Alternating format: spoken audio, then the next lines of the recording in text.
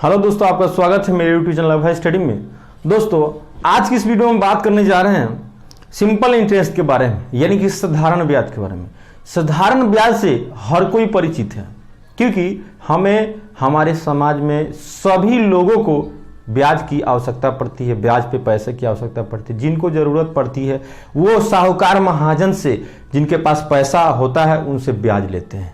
तो ये होता है कि किस्त बांधा जा रहा है कि हर महीने हम आपको जो है 500 रुपये दे रहे हैं 4% ब्याज पर, यानी कोई सालाना होता है। तो इस तरह का जो है प्रश्न जो है आपके हर एग्जाम में पूछता है।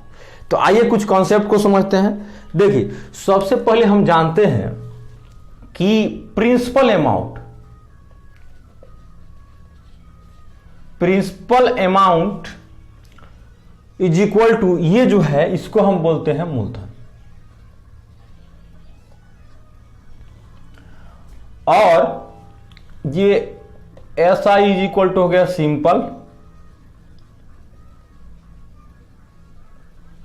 सिंपल इंटरेस्ट हो गया, इंटरेस्ट। उसके बाद में R is equal to rate हो गया, और T फॉर टाइम हो गया, ये हो गया।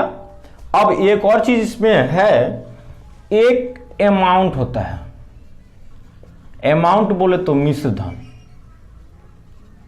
मिश्र धन का मतलब होता है कि A इज इक्वल टू होता है P प्लस SI, यानी देखिए मिश्र धन बोले तो ये प्रिंसिपल यानी कि मूलधन बोले तो ये मान लीजिए कि मेरे पास 1000 रुपया है और मैं किसी को ब्याज पे दे रहा हूं, यानी कि 5% ब्याज पर 2 साल के लिए, 2 वर्ष के लिए मैं दे रहा हूं 5% वार्षिक ब्याज पर। ठीक, तो 1000 जो रुपया है ये क्या है? प्रिंसिपल अमाउंट है, यानी कि मूलधन है, ये रेट है और ये समय है।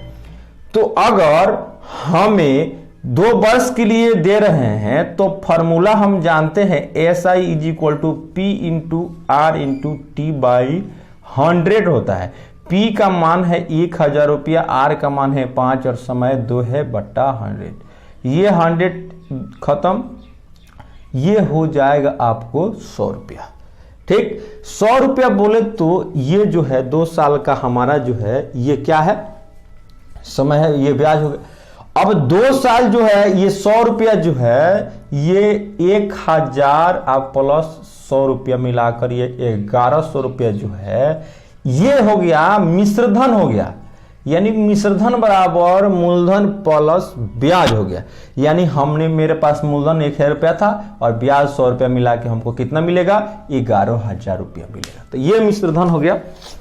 अब बात करते हैं कि कुछ कॉन्सेप्ट को समझते हैं, कुछ प्रश्न को भी सॉल्व करने का तरीका जानते हैं। तो ये साधारण फॉर्मूला है, एक फॉर्मूला से ही सारा चीज बन जाएगा। ठीक, ये देख लीजिए, ये SI is equal to P into R into T by 100, ये एक फॉर्मूला है।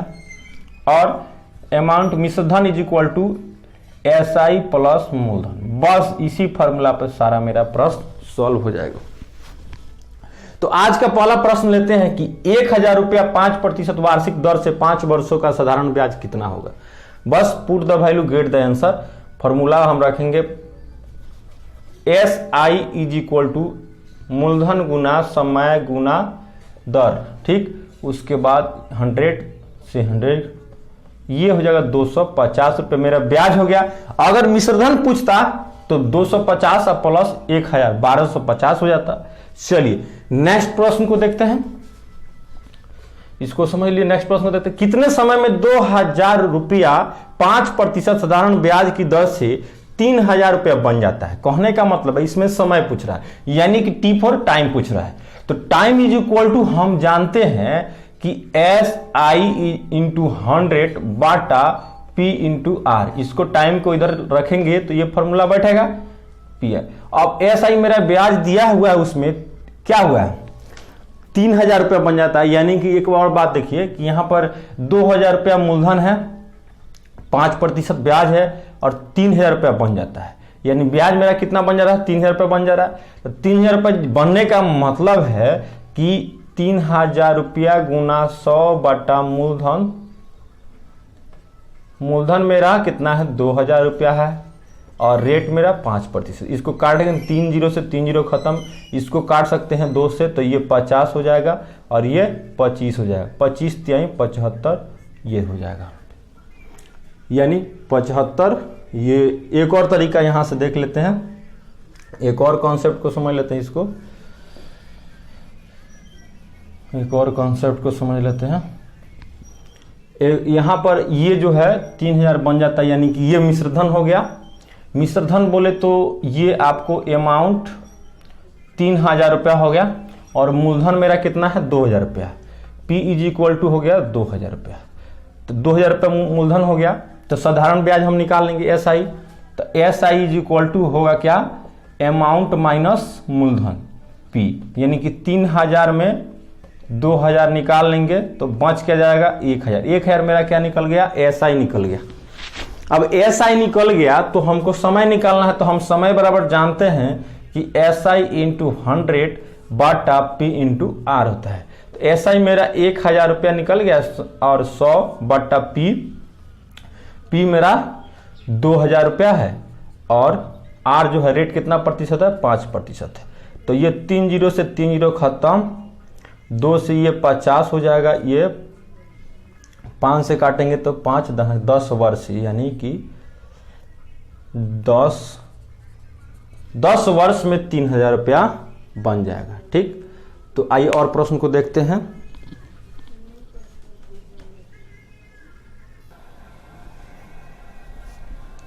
ये 2 नंबर प्रश्न हुआ। अब बात करते हैं कि अगले प्रश्न की बात करते हैं 3 नंबर प्रश्न की। तो 3 नंबर प्रश्न क्या कहता है, तो 3 नंबर प्रश्न को देखते हैं। 2 नंबर हो गया, अब आइए 3 नंबर देखते हैं। किस दर से 1,500 रुपया का साधारण ब्याज 2 वर्ष में 15 रुपया होगा। यानी कि रेट पूछ रहा है, rate is equal to what, 1,500 रुपया का साधारण ब्याज, यानी कि P इज इक्वल टू 1,500 साधारण ब्याज 2 वर्ष में, यानी SI इज इक्वल टू 15 रुपया और टाइम इज इक्वल टू 2 वर्ष। तो मुझे निकालना क्या है, मुझे रेट निकालना है। तो हम जानते हैं SI is equal to P into R into T by 100। हमको निकालना है रेट, सारा चीज दिया हुआ है, put the value get the answer. तो R is equal to SI into 100 बटा P इंटू T। तो SI मेरा 15 है इंटू 100 बटा P मेरा 1,500 दिया है और समय जो है मेरा 2 वर्ष है। 2 जीरो से 2 जीरो यहाँ खत्म हो गया, 15 से 15 खत्म हो गया, यानी कि 1/2 वर्ष, बोले तो 6 महीना, 6 महीना लगेगा उसको 15 रुपया होने में, यानी कि ये 3 नंबर प्रश्न आपका सॉल्व हो गया। अब बात करते हैं अगले प्रश्न की, 4 नंबर प्रश्न की मैं बात करता हूं। तो 4 नंबर प्रश्न क्या कह रहा है, इसको समझिए। कोई धन कितने प्रतिशत ब्याज की दर से 5 वर्षों में तिगुनी हो जाएगी। देखिए इसका कॉन्सेप्ट यही है, आप समझ लीजिए कि तिगुना हो, 5 गुना हो या 2 गुना हो, कुछ भी रहे उसको n मान लेंगे और t मतलब समय बाई 100 से। ठीक, तो कितने वर्षों में कितने प्रतिशत ब्याज की दर से 5 वर्षों में तिगुनी हो जाएगी। तो तिगुनी बोले तो 3 - 1 बटा कितना वर्ष, 5 वर्ष इंटू 100। तो कितने वर्ष, ये जो हो गया अब 2/5 हो गया इंटू 100। इसको काटेंगे तो 5 दूना 10, यानी 20, ये हो गया 20 दूना 40। ठीक, कि कोई धन कितने प्रतिशत ब्याज की दर से, यानी 40% ब्याज की दर से जो है 5 वर्ष में क्या हो जाएगा, तिगुना हो जाएगा। तो ये आपका 4 नंबर प्रश्न जो है ये सॉल्व हो गया। अब बात करते हैं अगले प्रश्न की, 5 नंबर प्रश्न की। देखिए 5 नंबर क्या कहता है, 5 नंबर प्रश्न कहता है कोई धनराशि 20 वर्ष में 2 गुनी हो जाती है, कितने वर्षों में 4 गुनी हो जाएगी। देखिए तो लास्ट में जो पूछेगा कि कितने वर्ष में 4 गुनी हो जाती है, उसको हम n2 मान लेंगे और जो पहले रहेगा उसको n1 मान लेंगे और गुना कितना वर्ष पूछा है तो t वर्ष पूछा है। ठीक, ये फॉर्मूला आपको इस्तेमाल करना है। This is the most concept for this question. तो n2 4 गुना है तो 4 - 1, ये आपको 5 नंबर प्रश्न है। 4 - 1 बटा ये जो है 2 गुना है तो 2 - 1, कितना वर्ष पूछ रहा है तो 20 वर्ष पूछ रहा है। तो 4 में से 1 गया 3 और 2 में से 1 गया 1, यानी कि 20 तिहाई ये 60। ये कितने वर्षों में, तो 60 वर्षों में ये जो है कितनी हो जाएगी आपकी 4 गुनी हो जाएगी। तो ये रहा 5 प्रश्न मैंने लिया साधारण ब्याज से, जो आपको कॉन्सेप्ट को समझाया। अगर अभय स्टडी पर आप नए हैं तो मेरे चैनल को जरूर सब्सक्राइब कीजिए, लाइक कीजिए, शेयर कीजिए, ताकि नया नया वीडियो आपके पास उपलब्ध हो जाए। ठीक है, आज के लिए इतना ही, फिर मिलते हैं नेक्स्ट वीडियो में।